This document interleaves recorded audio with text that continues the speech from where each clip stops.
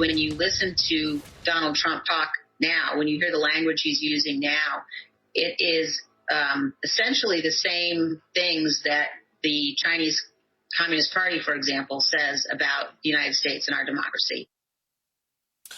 Well, that's saying something. On Trump's return to the political spotlight and his continued peddling of conspiracy theories, Max Boot writes this in the Washington Post today. This is an interesting quote. Former President Donald Trump's secret weapon has always been that it is hard for educated people to take him seriously. But while Trump is not a serious person, he is a serious threat to our democracy, and we make a grave mistake if we dismiss him as a punchline. We've committed that blunder before. Still here with us are Don Calloway and Matthew Dowd. Don, I have another quote for you. This is Charlie Sykes wrote this for this network.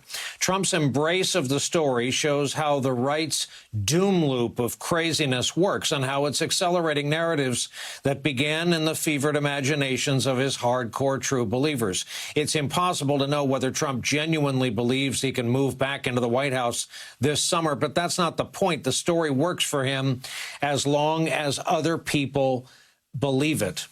Don, how heavily does that notion weigh on you on a daily basis now? You know, the notion of him getting back the White House in this calendar year does not weigh on me whatsoever. However, the notion of him being a viable candidate in 2024 is a very real thing. But I want to contextualize what happened in his big return, if you can call it that, this past weekend. It's important to remember, as we discussed last week, that the man and his organizations are in serious civil and potentially criminal trouble. So we don't know that, first of all, he gives these speeches on a paid basis. So he has to raise money to feed the grift. Certainly his properties are not ringing in the dollars like they were at one point, if ever. And so that's part of what's happening here, is that he has to make money with these crazy speeches. That said, the previous authors are right. We should not dismiss him as a non-factor electorally.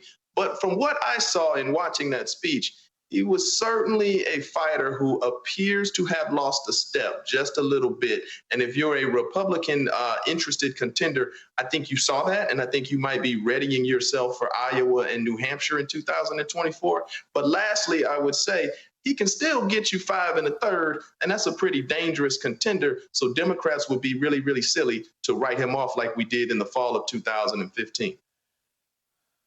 Could also be that those giant pants have cost him a step along the way. Hey, Matthew, I have yet to have the chance to talk to you since the Memorial Day address by our president, who used that setting at Arlington. And as we've been saying for days, Memorial Day speeches by our presidents, while always emotional, are usually a non-event. He declared that our democracy is in peril, and it got the attention of the audience he was looking for, and I'm wondering if you found it as bracing. I thought, Brian, what he said was exceedingly compelling in what he said. I think it's true. I think we're in the most dangerous moment we've seen as a country, not since World War II. I think this is a more dangerous moment than World War II, because we were actually united in a confrontation against authoritarian regimes. We're not united in a confrontation right now against a group, a party, a legacy party that's pushing autocracy in the midst of this. And so I think it's more dangerous, as dangerous as a space we've been in since the Civil War. And I think that's how do we honor the legacy of people that fought for our democracy and fought for voters' rights and fought for all the people buried in veteran cemeteries across the country, not only Washington, but across the country? How do we honor them who died on behalf of our democracy? Not the least of which the people that got beaten up and killed in Selma and in various places around the country in fighting for voters' rights. And so I think we all have to ask ourselves, and I know the president's asking himself, how do we honor that legacy at a time our democracy is in peril? And I would remind people one thing. I said early on in September 2015 that Donald Trump would win the Republican nomination. And my fear isn't Donald Trump and the craziness that comes out of the Mad King in Mar-a-Lago. I'm not worried about that.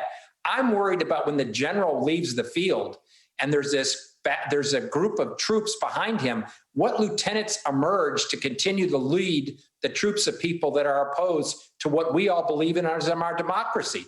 Who leads then in the aftermath? Donald Trump could go to Mars, and we have a huge problem that's facing America today because a third of the country buys into this. And so, and how we're organized and how jurisdictions are done, and if voting rights are taken away, it's a serious problem, not because of Donald Trump, but because of what he's unleashed in this country.